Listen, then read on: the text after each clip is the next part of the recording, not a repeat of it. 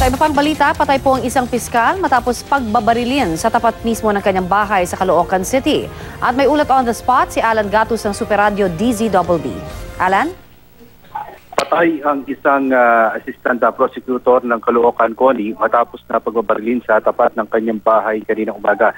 3 tama ng bala ang tinamo ni Prosecutor Justado Asarcon na inabangan matapos na lumabas sa kanyang bahay sa Galauran Street, malapit sa kanto ng 9th Avenue, Caloocan. Ayon kay Senior Police Officer 1 Michael Anthony Ramirez, matapos na barilin, ang biktima ay nilapitan pa ito ng gunman at binaril pa ng ilang beses bago umalis sa mga suspect na sakay ng motorsiklo.